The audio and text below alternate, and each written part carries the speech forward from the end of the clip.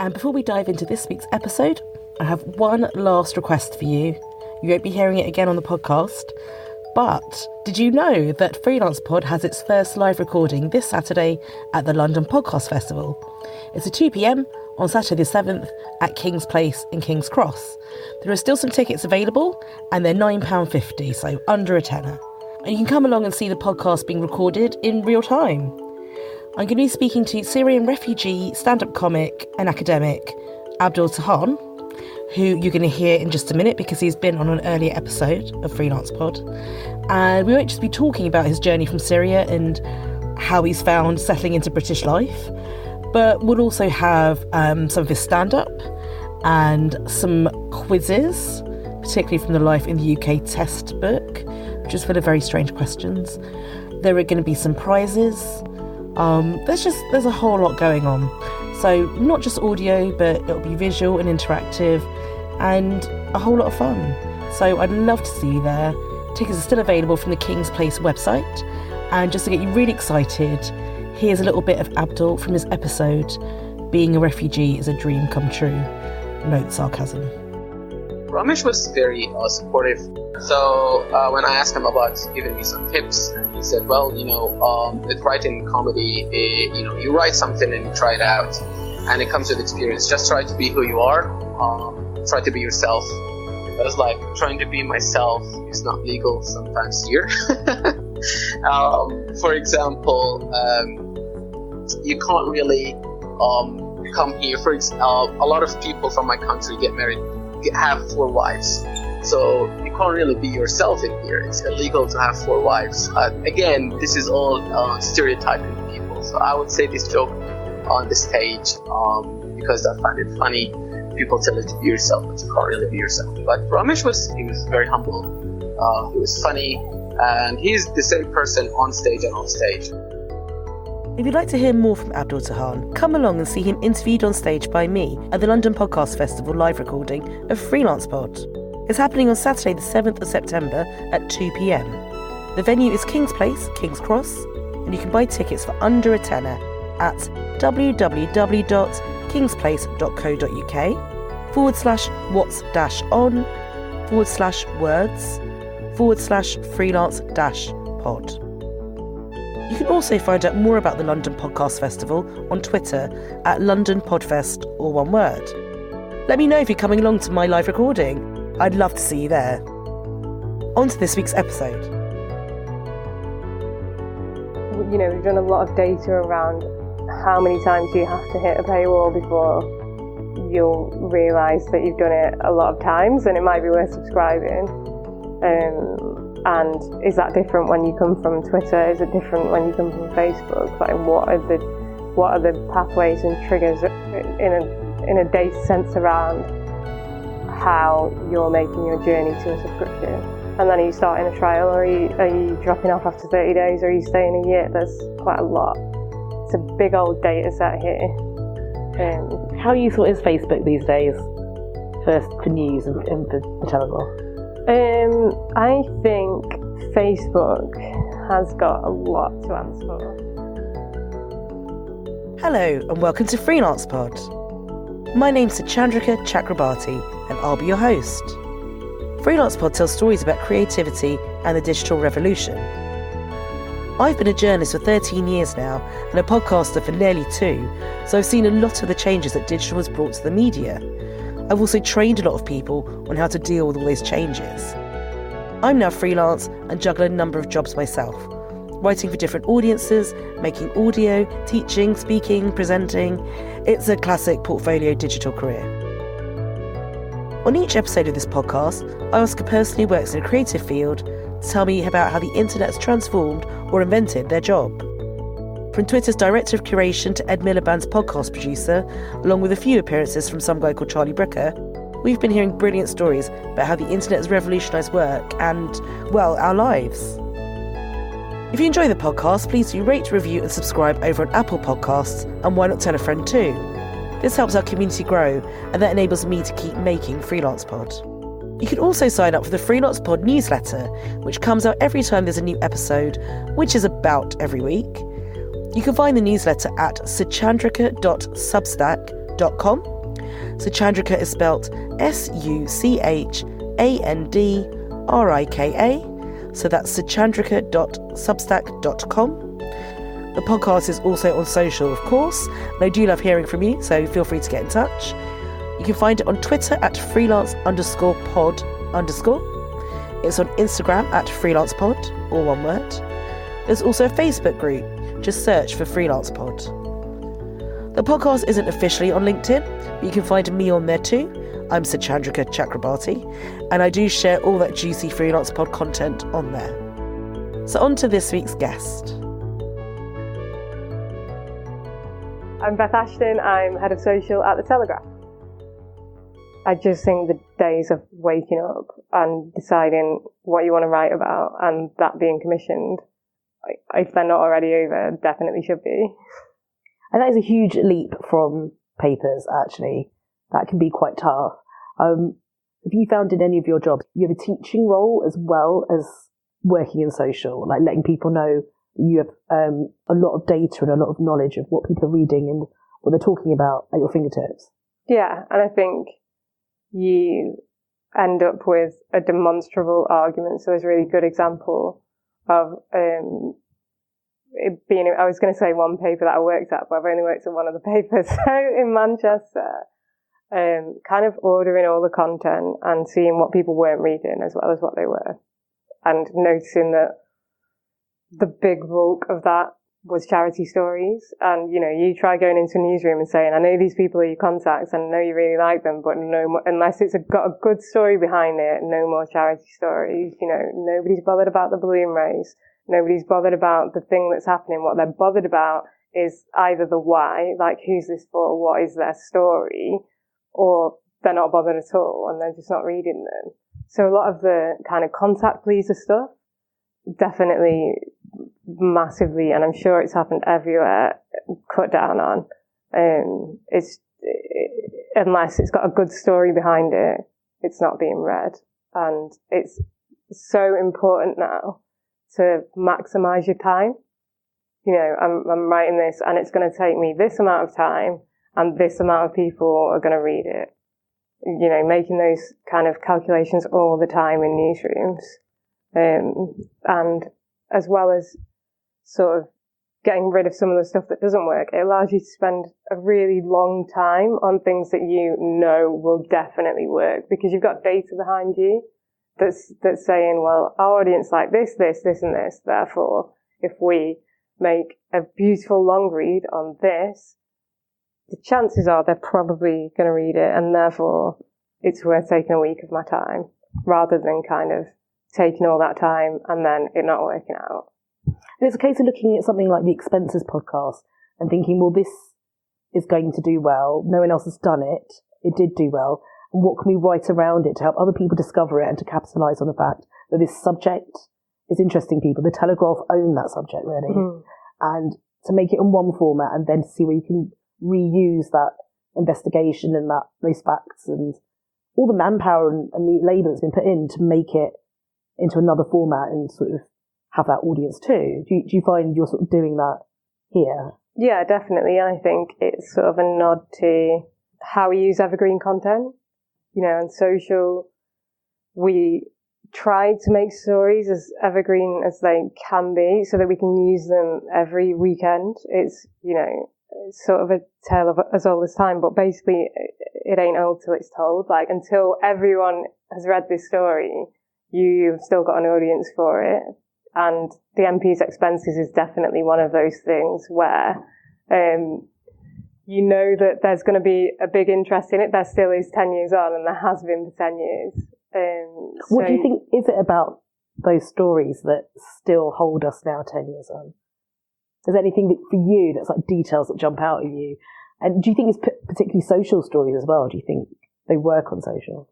I think it's kind of... There are motion sensor lights in this room we're in.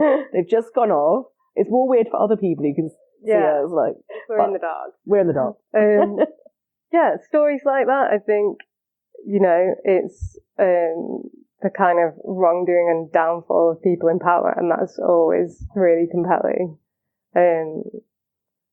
that it took a lot to get across the line, and being able to tell that story, I think this year has been really important, because obviously at the time that you're breaking a story like that, and I wasn't here, I was 18, I don't know what I was doing, but definitely wasn't anywhere near here. You heard the words duck house, probably. yeah, I definitely came into my life, but I think, at that point you can't tell the story behind it, because that's not your story to tell.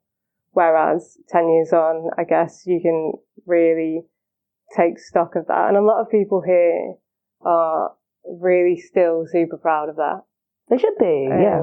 Just getting that across the line and all the work that it took. And it's nice to give people an insight, I think, into how things like that work, particularly in an era of fake news. And, everyone's got an opinion. Everyone can write. Everyone can access the internet. And it's nice to be able to say, hey, if you want to really nail an investigation, this is what it takes. I think that's a really important message, especially for right now. Yeah, I agree. And I think making the workings of the media transparent is so important. I've only started to realise quite recently how, the media set its own rules and its own distribution and everything. We have, a language, and people outside are what do these things mean? But actually, what it's taught us in terms of how to communicate, other people can learn that. But should we go back to starting at the MEN then? What was it? What was it like starting at the MEN? Well, it was my first newsroom, so I didn't really have anything to compare it to. I remember being very nervous. I was going from a social media executive job to a social media editor job. I was going to be their first one. I didn't really know what it would be like. You were the first social media editor at the MEN? Yeah. So, which year? Do you remember which year was that? 2014, I think it was. But yeah, it was their first social editor, and I just didn't know what to expect. I was worried. I knew that, that I really wanted to be in a newsroom. The reason I did it at that point is because obviously I'd studied journalism, and I knew that if I'd sort of taken more than a year out from kind of getting that MA, that it would be more and more difficult to get back in. So I just sort of went for it, and it was scary. And I remember when I left, actually them saying how quiet I was when I got there. I'm naturally quite shy, and prospect is work with these journalists who have been doing it for 34 years longer than you. You're, how old was I, 23? Made them listen to you, and it was absolutely terrifying. Yeah. And then what was the reception like? And I think especially as well as a woman, because often a newsroom is really male. That's just the nature of the industry, and so often it is really young women saying, "Right, social media is giving me all this information. Actually, let's think about doing this differently." And what were they as scary as you did?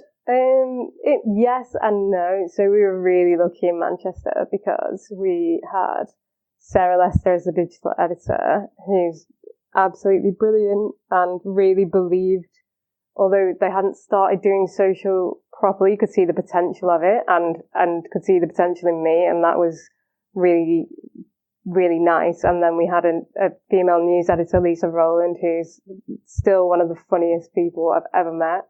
And so you had these two really powerful women that made it a nice and probably unusual for a newsroom like that environment to walk into. And it was one under which I definitely thrived because of that. And there were some nice men around too, but there were definitely these two senior women who, especially for someone like Lisa, who had really smashed the glass ceiling, has weathered all of the storms of white male newsrooms, and she was first everything, first woman everything. Yeah, absolutely brilliant. So it was good in that way. I don't know how seriously people took social until the Manchester Dogs home burned down. So when the Manchester Dogs home burned down, I'd forgotten my laptop, and Sarah Lester rang me and said, "This has happened, we need to do something about it on social." And I sort of said, I've left my laptop at work and had to borrow someone else's, and it was a whole thing. And people started saying, I think the fire service had blocked the roads, people were taking dog food, dog beds, like everything down. It was so sweet. There were so many people, that it had blocked the roads, and the fire service said, "Stop coming down." And so people started to tweet, only a couple, like 2 or 3, saying, "I really want to help, how do I help?" And it rang Sarah Lester back and said, "I think we should set up a Just Giving page so we can sort of give them somewhere to go if they want to help." And she had to get in touch with the editor, but I'd already made it and done it all by that point and got it out the door pretty quick. And I was going to bed that night, and I think we'd raised about £35,000. It had only happened about 10 o'clock. So that must have been about 12. Kept refreshing. And I went into work the next day, and it had just blown up, like all the celebrities that had shared it. By the end of, I think, 24 hours, we raised $1 million. I think it was the quickest $1 million that Just Giving had ever raised. And so actually walking into work that next day, it was a completely different vibe. Like, it was a real moment. It was like, wow, this is what it can do. This is obviously a massively powerful tool. We all want a bit of it. How are we going to get involved? And that was a real moment. And, you know, like, just from then on, everyone could see the power of it. And that was really, really important. If that hadn't happened, I just think that whole, you know, as you say, teaching and learning journey would have been so long. Also, often the best way to get through to journalists is what works for a normal person, a big story. Yeah. There's a big story that happened to them, and they were like, "I don't understand the inner workings of it. Please tell me." And you were like, "Okay, wow." And what helped with that was definitely that, so we got some great stories. The people on the ground got great stories, you know, people who'd gone in and rescued dogs, and we were first with them, and that fueled the campaigning, you know, when these stories start coming out. So it's not kind of just a one hit and then like, there you go. You continue it with the journalism, with getting those things out there on social, and having those journalists watch what the correlation is between kind of people reading their stories and an action is really, really important. You hardly ever get that as a thing that you can quantify. Less so like on a sort of counter where it's going up to a percentage. So almost live. Yeah, exactly that. It's interesting what you said about charity and charity stories. Charity in itself and like doing good, it's more that readers on digital want to be part of the doing good as opposed to just reading it, but they have to be sufficiently moved to make the action. And when they do, it's that avalanche. Yeah, and I think, you know, I remember coming into work the next day and someone saying, "Oh, if it had been people, that wouldn't be the same response." And, you know, is that true? Possibly. I don't know.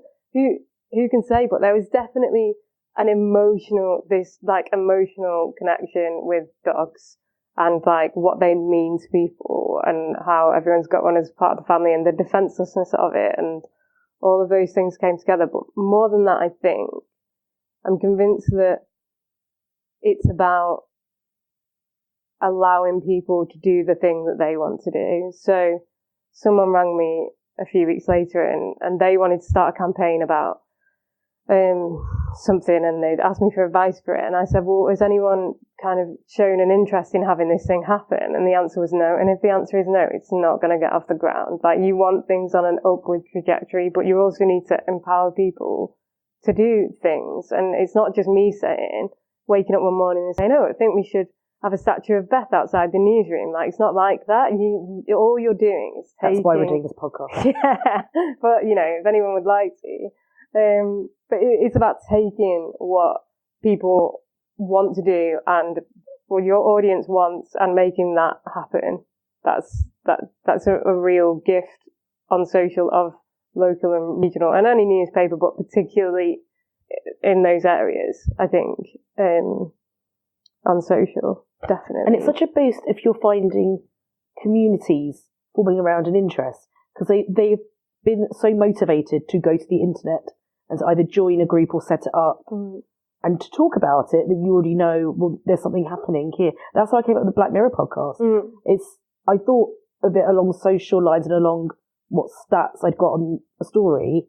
Like, if people are literally talking about it on Reddit, talking about it, then they might want the podcast because there isn't one of those yet. And the featurey type journalism, that is how you have to think of ideas. Like, what are people interested in?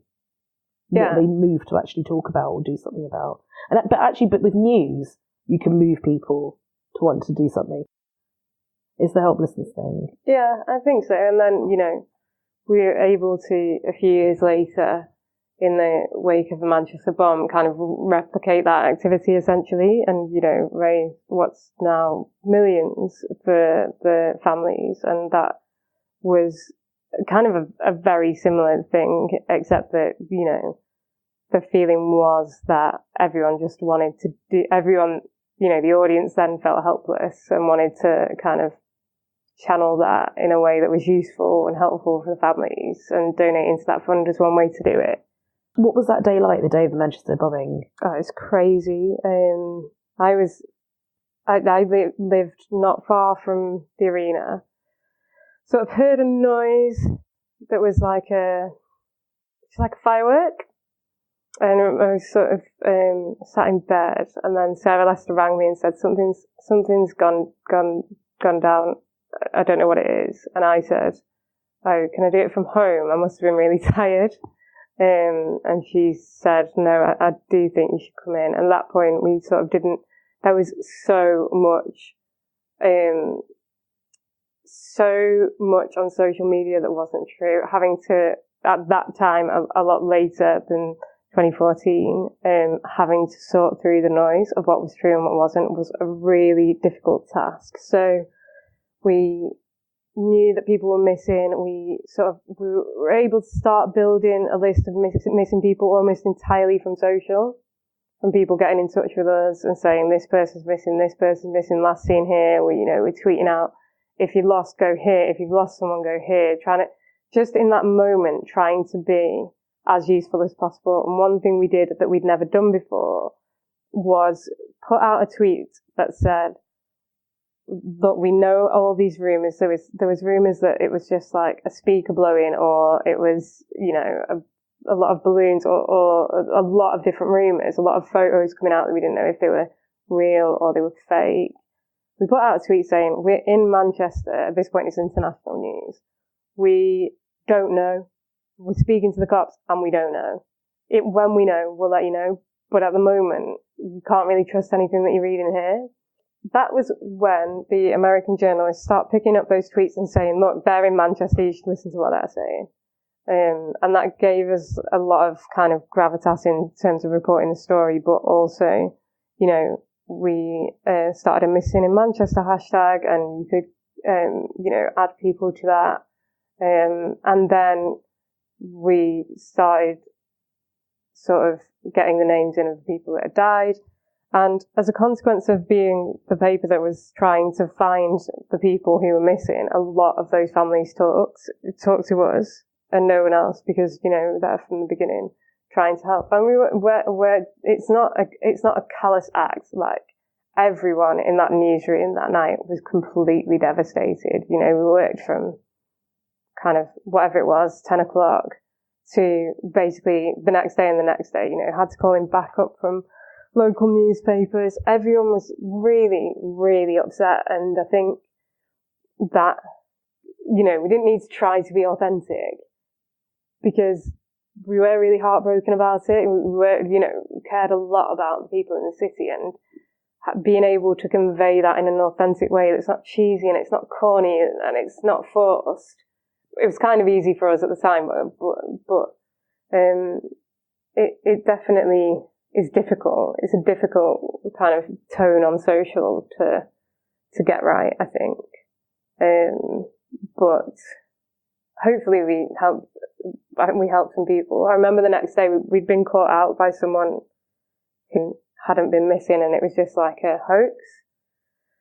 And it's difficult, isn't it? Because, it's fake news, but ultimately, was it better to assume that it was real? Probably. When you've got 22 people missing, you have to put that on the person who's done it in the first place. So, I'm okay with the fact that one person caught us out, because while I guess we spread fake news for a time, in the long run, it was worth giving them the benefit of the doubt. it was a really dark time, but out of it some really, really beautiful and moving things, and being able to capture the response of the city. And I remember it was when everyone was doing 360 videos and sort of went to St Anne's Square where all the flowers had been put, and being able to bring the world into that. And at Facebook Live, we did kind of the march from a mosque into Manchester, and being on that march, like being that window for the world into what was happening in Manchester, using all of those different things was a really, I don't want to say good, but definitely felt like we were doing something that could show the world that that's not what Manchester's like. And that was really important to everyone in that newsroom. That was Reach PLC's most watched Facebook Live, I think.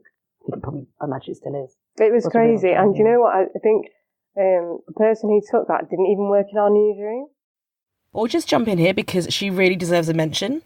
The lady we're talking about is Beth Lodge, and she was working at the Teesside Gazette, and she still does. And she went up to help the Manchester Evening News during this terrible time. And it was Beth's Facebook Live that drew in just a ridiculous number of viewers. And I've been lucky enough to train Beth and have her explain to the people being trained how she did her Facebook Live. And also I've used her video in lots of training back when I was working at Reach PLC.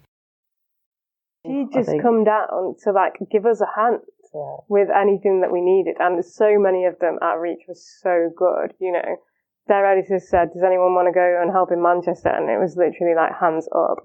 Everyone wanted to come and help. What does that say about that? I think that's brilliant. There were just so many hands up. And it's brilliant, I think. I think that's just a testament to not just how much local news isn't dying, but how much the people in it are not just, sitting there waiting to retire. There's some really good, motivated, a lot of really good motivated people in local and regional news. It's about feeling close to the community, and I think that's a different thing in a regional paper. But this makes the newsroom feel closer to the readers, and the readers feel closer to the newsroom. Do you think that's a big difference then coming to a national, that the community isn't geographically based? It might be sort of different interest-based groups. Yeah. But it's hard to have that sense of we're all in one city like Manchester. Yeah, I mean, different things. Manchester's got a tone and a bit of sass about it, and if you're from there, which I'm not, I'm from Wigan, but near enough, you can get the humour and you can have a lot of good engagement with the people who are commenting. And, we always replied to every message that we got, which was a huge thing. It would just not be possible to do that here. And you're right, not having that common thread, and it's particularly prevalent in Manchester and Liverpool as well. You find that anywhere with a strong identity, if that is the thread that's running through you, it's a bit easier to capture, because, people will come into the Telegraph for whatever it is, cars, fashion, Bryony Gordon, news, politics. There's a lot of kind of subgroups that make this up, and then you take a sport reader who might be entirely different to all of those things. They basically buy the paper and throw half of it away, keep the sports section. So, what are you trying to strike the right tone with all of those people at once is really, really difficult, I think. Easier to be more playful the more you break it down. So one of the first things I did when I got here was all of the best performing Instagram posts were of the royal family. So we just made Telegraph royals, because that was an obvious thing that was going to work. And, then you can start saying, okay, this is what this looks like. And actually it doesn't have to follow the tone exactly of the main Telegraph account or the politics account. It could be, a little bit more playful, and the more if you look at our fashion Instagram account, that is a lot more jokey. There's a lot of memes on there. It's kind of a different kind of audience. So yeah, it's definitely, because you haven't got that strong identity, it's definitely quite a bit harder to get the tone right. It's in a way that people don't want to buy any news brand wholesale. They want to pick the bits they want from it and enjoy those. And I think that makes it it's great for the reader because they can then pick different bits from everywhere. But it makes it hard for the newsroom to think, what's our identity on each of these platforms? Well, it falls to you, really, I suppose. And I think you touched on something really important, which is if you look at what Sky have done with Now TV and how you can stack those subscriptions, I really think that is what we'll all end up doing. Like, okay, I get my sport from the Telegraph, I get my opinion from wherever, all of these kind of, micro stackable sections. I think that's how we'll do our news in the future. So what's Sky doing then? What are they doing Now TV? Just explain they've split off. You can subscribe to Sky Sports. You can get an entertainment pass. You can get a movies pass. You can kind of. I think one of them now they've got a partnership where you just get reality TV. So you literally, instead of paying £100 for a Sky package, you're choosing the bit that you want from it, and that is your subscription to entertainment or to reality TV. And then you might get Netflix as well because the films are better, or Amazon Prime because you want to watch whatever's on there. It's kind of, you don't just have one subscription now for those kinds of things. So I don't think you'll end up having just one subscription for news. So it's that choice, really. It's that fragmentation of a brand like a Telegraph, and then what's within that brand, lots of little brands. And then the reader, the audience has so much choice. How does that make it really hard for journalists then, or do you think it's a real positive? And do you think also the reader is trying to curate their persona by saying, these are my subscriptions world, this is what I'm interested in? I think it's, if you're looking at it positively, it'd be, a sea of opportunity to grow loads of different communities, and it is definitely that. But then we know that people in news only tend to have one news subscription, maybe two, usually one. It's a trust thing, isn't it? Yeah. So, that means that if you are going to have people only subscribe for, say, let's use cars as an example, then your car's output better be banging, because you're going to be charging people the same as people who want to read the whole thing. So, and I think how you express what that section looks like is very much social, kind of, even behind a paywall, you have to tell quite a bit more of the story to pull people in, because you want them to, you don't just want them to even click in, read it, click off. You want them to click into the story, perform an action, register or subscribe, and then, or log in, whatever it is. Like you're asking them to do quite a lot. And to that end, it either needs to look really tempting when you get there, but without being kind of baity so that you don't get the full answer, or you need to have had enough of a sense of what that story was like from a different place, probably social, before you do that. That's a really complex job for you then. What have you found has really worked to pull people in and pull those subscriptions through social? I think it's going well. Yeah. I think I hate to say it, but I'm going to anyway. It's very American, but leaning into a theme is always super helpful. Kind of picking a few things that you're really good at and kind of not over-promising and under-delivering on them. We use a lot of Twitter threads now to pull out more of a story. We're experimenting with Instagram carousels on what they might look like, which elements of the story they might have in them, how you kind of might tease that out a bit more. So yeah, trying to tell stories better and not sort of relying on just a headline alone to do it, because often unless it's brilliant, then it's just a great story and it would do well, You have anywhere, to have some anytime. visual, don't you? You absolutely need some sort of visual as well. Yeah, and we use a lot of charts and graphs to kind of, where we've got difficult Brexit stories, or we've been using increasingly more kind of video stuff to have that full multimedia experience, and trying to bring stories to life through Instagram stories, kind of Q&As, but having the person who the story's about tell a bit more of it. So we're trying a lot of different ways, I think, to kind of both to make, on a story-by-story level, make things as best as they can be, but also then making that whole output seem like it's worth subscribing for. It is hard. I give up on things when I click through on social and it's like, oh, it's a paywall. What do you think has been some of the successes? Do the columnists kind of work well because people are like, well, I'm interested in their opinion. I want to hear from this person. Yeah, the columnists definitely do, especially, where they've built their own followings on social. And so Bryony Gordon's a good example. Yeah. Bryony's a really good example of kind of a columnist having fans and people going to the site either through social or just through telegraph.co.uk to read what they think about a thing. That's really effective. Our sports writers as well, really strong followings, especially where they're club based, and have great stories but also great followings and people who care about what they think, which I think is really important. And then beyond that, I think we've done a lot of data around how many times you have to hit a paywall before you'll realise that you've done it a lot of times and it might be worth subscribing.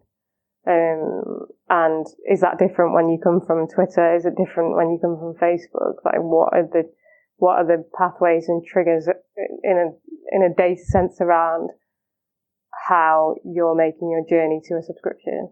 And then are you starting a trial, or are you dropping off after 30 days, or are you staying a year? There's quite a lot. It's a big old data set here.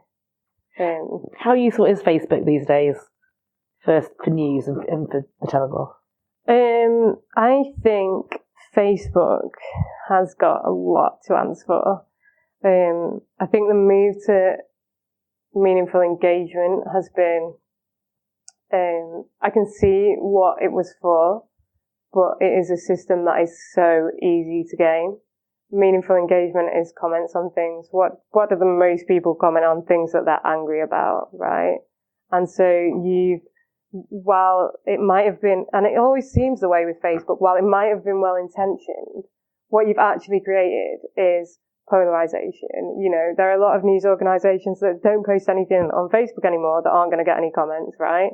And so what news have you got on Facebook? The most volatile, divisive types of news. And then look at our politics. Yeah, it's worrying. So, I'm not going to post anything on Facebook that no one's going to comment on or share. And that has got to be at an end of the spectrum. They're not stories that people don't care about. Because if stories that people don't care about don't get commented on or shared, you can look at, how much the most shared Facebook stories has changed over time. I remember when the Manchester Evening News got in the same list as the New York Times, and that was like, firstly, incredible, just an incredible thing to be able to say for the rest of your life. But, you look at it now and it's not news organisations that are in there, or if it is, they're not traditional ones. And is that in a good way or a bad way? That I'll let you look it up and decide. But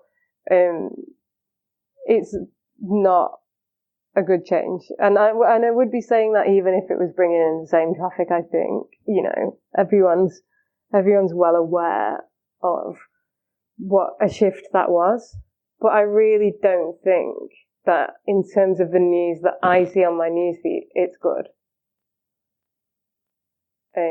People are still on there, they're still reading news, and for as long as they'll read news and engage with it, then I guess it will still be on there. I'm kind of interested in what they might do with a news tab. Yeah, I don't understand. No, I don't know. I guess it's very early days, and so because they're going through publishers with this proposition, aren't they? I guess it's early days. Is the Telegraph using quite a few groups as well, isn't it? Yeah. And how are you finding those? I think good. So they don't exactly fall under my team, they fall under communities, but work with them quite closely. And the groups have had varying degrees of success. Basically, from what I gather, the more you put into them, the more you get out of them. Like, the better setup it is from the start with people who agree to post and talk to try and kick that off. the better it becomes, and the more often you kind of try and guide that conversation and get the right people in, they can definitely stagnate and just fall off the radar forever. I do find that's what I see groups when I first go on Facebook on my phone, when I go on. I definitely see groups. I still find that's the algorithm they're using, so it can be really powerful.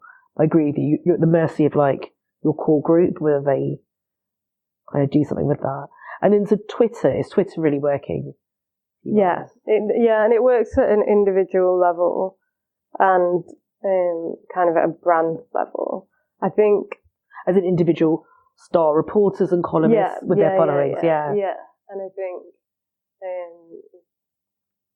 it's a kind of a better suited platform for the Telegraph. Like, we've got a lot of politics, we've got a lot of opinion, and so and a lot of people with a lot of opinions. So it kind of works. It kind of works in a way. And a lot of sport. One of our key pillars. All the people who like sport are on there talking about sport. So it's kind of a nice blend for what we do, I think. And is Instagram, Royal Family, and fashion, any other sections that have been working well on there?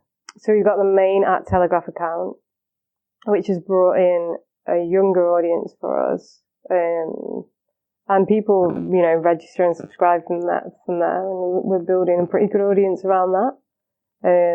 Spent quite a lot of time thinking about how we should do it and what the split of stories and photos should be and how we're going to tell those stories. We've got loads of different accounts. Stella Magazine's got an account that does really well for a lot of the women-focused lifestyle stuff, which does really well. On the main accounts, what is that split between stories and main feed? What did the discussions kind of lead to then? What really should end up in the stories? Is it a bit like a Twitter thread almost, a run of stories? I guess so. So we've tried it in loads of different ways. We've tried like story, swipe up, just consecutively.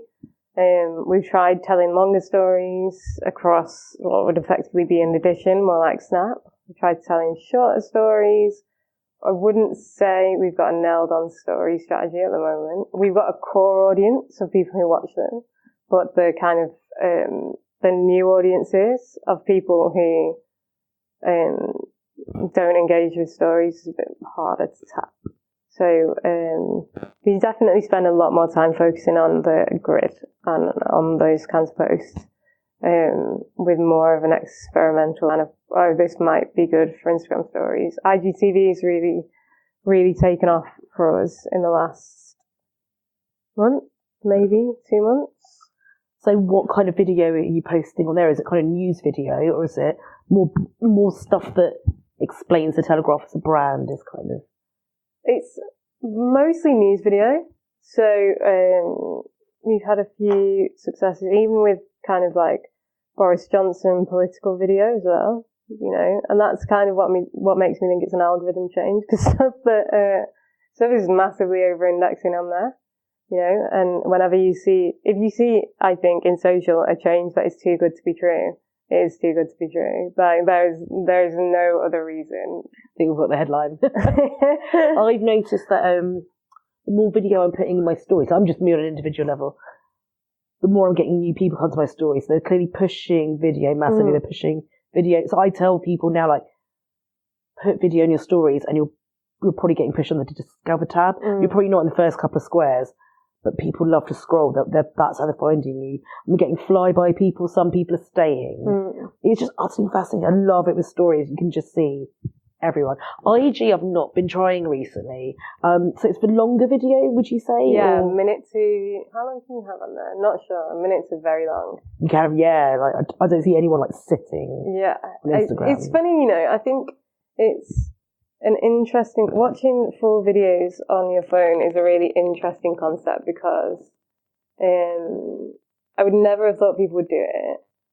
But my TV broke recently, and so I started to watch Netflix on my phone, and I realised if you just put it not that far from your face, basically the same as having a TV, and it wasn't awful. I would never have done that. I'm like a bit too old to be a person who watches TV on their phone, but Actually, I can see it. I can see why they thought it was a good idea. People spend, I think, a lot of time on Instagram stories. Like, anecdotally, I watch the stories of people that I've never met, friends of friends. I could stay there for hours watching about their lives.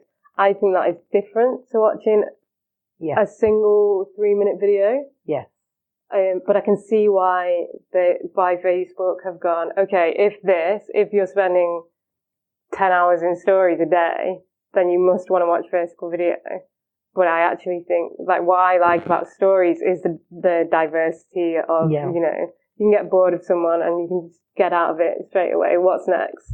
And they really speak to that attention deficit that we've all got, I think. And there's much more of you get a sense of a personality behind stories very quickly.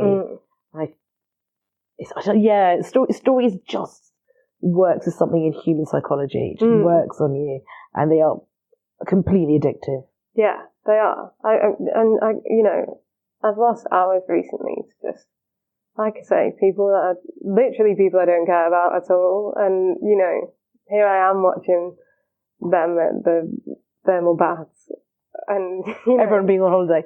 How do you think brands can use stories? Do you think it's good to show behind the scenes? Is that like a really large part of it, like this? Or like showing, what do you think? We don't do so much of the behind the scenes stuff. We do a lot of kind of drawn out storytelling or trying to use different bits of multimedia. One of the things that we've done a lot with women's sport is takeovers of all the different teams, which has been great for growth, but actually just great for women's sport. And what you find is you get way more access. The people that you deal with are, generally speaking, much more open to what you want them to do. They get it straight away because they're all, you know, good at social themselves. Yeah, they're all good at social. So you say, I want you to tell me, like, what you've had for breakfast till, like, game day, like, in the changing room. And you just get this insight because they're always doing it for themselves all the time. So it's what they're picking up quicker than some of the journalists you've encountered along the way? We're not saying which specific newsroom. Yeah, I think they're just more, it's just how they document their life, and therefore that is so ingrained in them to be able to say, okay, I want you to do a takeover. This is like kind of what, like, just, you know, we often say to people, just act like you're on your own account, and they really get it then. Who's had some good socialing when they've taken over? When you can remember the names of who? We've had a couple of really good football teams, and a couple of really good rugby teams as well. And the best ones have been the kind of the stuff you definitely wouldn't get. So, like, you know, just before going out, or like, you know, team talks, or the kind of inside the locker room chat. Like, that's just stuff you just would not get. And the other thing is, because of like women's sports rights, you often get a lot more kind of, you know, if no one's bought the rights to the game, you can do a lot more kind of out there. We can hardly do anything with men's sport because you're tied into massive contracts, and, you know, if you break them, you're sued. So it's been good. I think the Telegraph Women's Sport has been really positive for us on social, and we've been able to do a lot of stuff that we might not otherwise have done, like the access, and we've got a really good team on women's sport who basically, you know, I helped set up the launch and, you know, kind of got everything sorted, ready to go with the first few posts, and then gave it to them and was like, well, whatever you want to do with it, like, you're the women's sport team, make it your own. And they've done a really, really good job. It's kind of been the summer of women's sport. It's like a tipping point, and then this year it's like, right, we're behind the lionesses. It's been really huge, and it's really interesting what you say about the rights, because this is a moment in time, they'll go those rights, they will get bought up. Women's sport is going in that direction, so we've got this really sweet spot at the moment where it's still accessible, but you can see it's on its upward trajectory. And a lot of goodwill from a lot of teams who kind of, you know, one of the things that was, when we first started talking about Telegraph Women's Sport, one of the things that I think people here didn't want to happen was that it was another one of those things. Like, oh yeah, you come around every other year and you say you're going to do loads of coverage and you say you're going to do, like, you promise us the earth and we never see you again. And I think that is the thing this summer that has really changed. Like, it's not, you know, it's not every now and then someone dips their toe into like, oh, what are these netballers up to? You know, it's a real kind of sustained attempt to get more people to watch it, get more people interested, get more people down there, and I think it is working. Definitely have seen a lot more people talking, say for example, after the World Cup and going into this new season about women's football. Just, you know, on my own personal Twitter, more people talking about like who the signings are and all of that stuff. So I think it's really positive.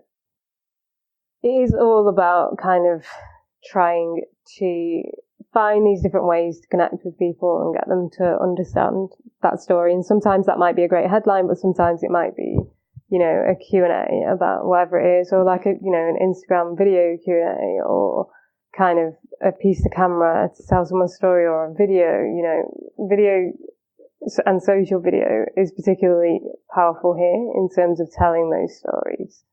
And having people relate to them, because once you can see someone, as you say, you kind of can understand them a little bit more. You know, they're not just a headline, they're not just a picture, not just an anonymous voice.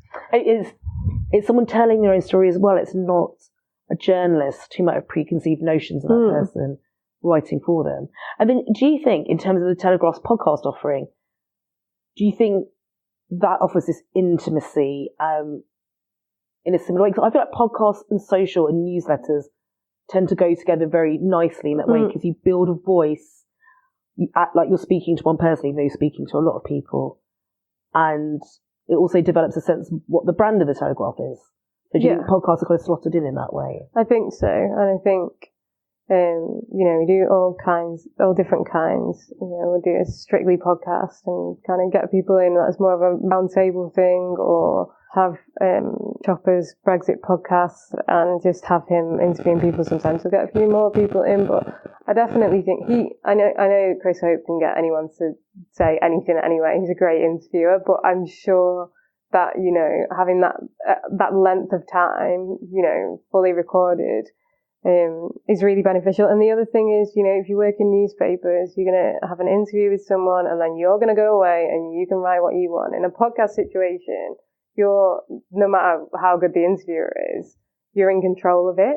And you are saying, you know, like me now, like, I'm thinking, like, don't say anything stupid.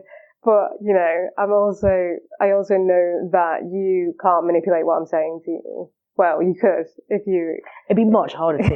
I can't paraphrase you. I have to edit exactly your words. Yeah, exactly. And even if you do them in a different order, you know, as long as I'm not saying anything like too outlandish, you know. That's on the Patreon. Paid for content. If you wanted to dedicate enough of your time to it, you could do Cassette Boy. But I think that makes it more real, and it definitely does. You know, I think the other thing is the beauty of, and I'm thinking now of things like the high-low, of just listening in. You know, you're literally listening to people talk. Who doesn't like listening to people talk? Overhearing them, you know, like, and having that as a whole conversation and kind of thinking, oh, well, like, I've listened to these two people and this is what they both think. Now I'm going to make up my mind as to what I think, having had all that information. Because kind of being part of the digital audience is quite a silent activity otherwise, and it can be isolated. It can just be, you know, one of us looking at a phone, one of us looking at a laptop. And I think there's this sense of community you get very strongly with a voice on a podcast, even though it's not two-way. Social is two-way. With social, we haven't got yet sharing voice easily. We will get there. Yeah. And that'll be very interesting. Yeah. And if you look at, you know, if you watch any kind of 16 to 18-year-old now, like, you know, they're using voice notes, they're sending each other voice notes. You know, we do work with Amazon and Google and smart speakers, but, you know, there is possibly going to be a world where all we do is listen and talk and listen and talk, and that's, you know, it is what's happening at the moment.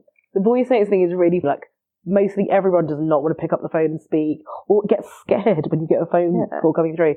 But voice notes are much more fun. It's much more fun to get one. It's much more intimate than a WhatsApp chat. And what is it? Is it knowing that you can take it back? Or is it knowing that you could listen to it back? I don't know. Like, why is that better than phoning someone? I don't know. It's really, I just want to broadcast you. Yeah. And it's a time thing as well, isn't it? It's like, so like scheduled TV is beyond me. I can't watch anything on a schedule. It's on demand. And a voice note is on demand as opposed to a phone call, which is like, no, I can't possibly pick it up now. I'm in a Netflix binge, but I'm pretending I'm on my way, but I am 10 minutes late. We're now kind of all in these individual little lives. Yeah. With our relationship to the internet. And I'll pick your voice note up. I mean, let's be honest, it's a voice note. It's a voicemail without the preamble. But it's easier to find. You don't need the number that you've lost from 3 years ago. But it's on demand. And I think we demand on demand now. You can sort of expect that, it'll probably be funny. I don't know why, but you can. Like, nobody's going to waste... Or possibly very affectionate. Yeah, or very in-depth. Like, there's going to be some feeling to it. Yes. Otherwise, they wouldn't bother. It's not like social, isn't it? It's provoking emotion in you. So you're going to wait until maybe no one's watching you, or like, you're not in a group. Aren't you? Yeah, it's kind of exciting to get, isn't it? So one of my mates sent one in a group the other day, and I just said, is this safe for work? No. And so you just know that, and I knew all day, like, this is it. Like, I've got this voice note, I need to listen to it. I know it's going to be really funny. I can't listen to it here. And the other thing is, with podcasts, I think it's the only thing that we do whereby you could be doing something else. Absolutely. And that's super important. It means you have a larger audience. So anything with visual, the audience can't be doing a second thing. But you have an audience who could be running, who could be travelling, any physical activity. And in fact, I have to be doing something physical, or I'm falling asleep to a podcast. And that's fine, but then I have to listen to the podcast again. Yeah. So if I'm motionless, I can't just sit there unless I'm on a bus or train. What has worked so well with Snapchat? What's McKenna been doing? Well, you've got sending your dog face to every single subscriber. Yeah, no. So Jasper Fulcher is the head of Snapchat, and so who's that? Jasper Fulcher. Yep. Who's the head of Snapchat. So on Snapchat we have more than 1 million subscribers now, which is great to break through, and we generally don't commission that much content that we don't already do. So it's not like a whole different version. It's just a really well curated kind of addition of things that audience might be interested in. And that's like all different kinds of subjects, from Brexit explainers, where I think we would commission actually kind of a not an easier read, but, in the Telegraph.co.uk sense, we're quite far on with that story. So sometimes you have to pull it back a bit. A lot of first person pieces, a lot of kind of issue based stuff, like, loads of different types of news, like tech, business, fashion. It's really, the top kind of 5 or 6 stories for that audience. And in a way, that's the only place that collection would surface. So it doesn't sit anywhere on the website. You can't call it like Telegraph as much as I would want to and like have it there. It doesn't really work for Instagram.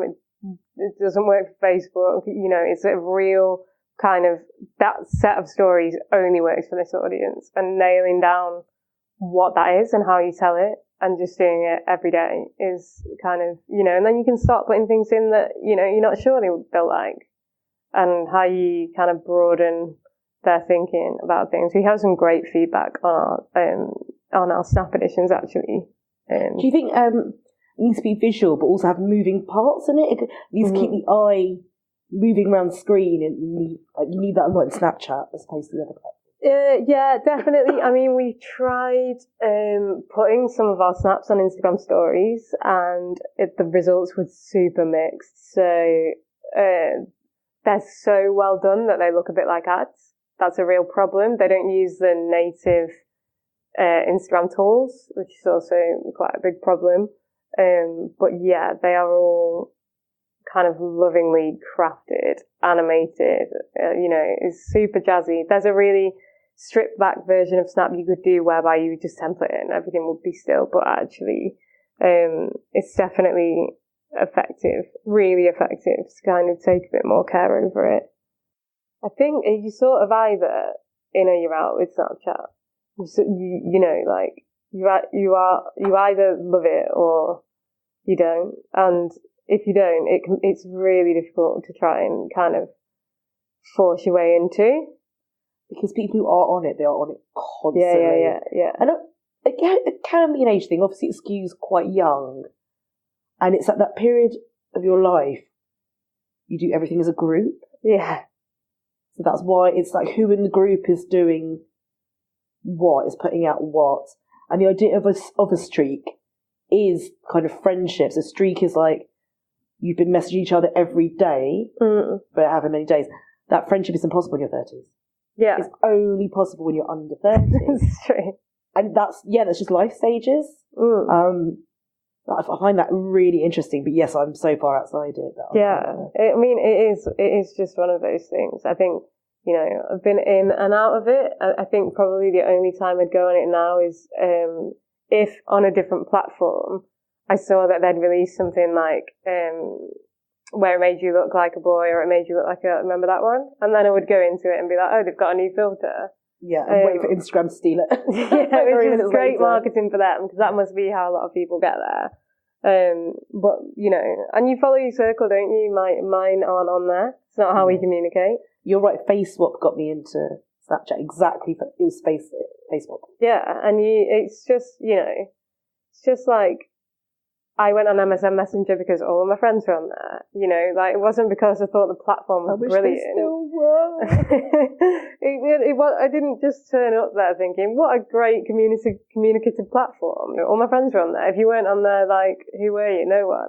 And so that's just what it is with Snap. And it's just what it is with TikTok. And it always just will be.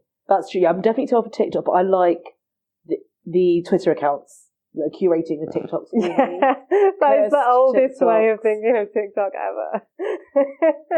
I'll have it if it's on Twitter. People tell me I've never downloaded it. When do you think the world will be ready for the resurgence of Bebo.com?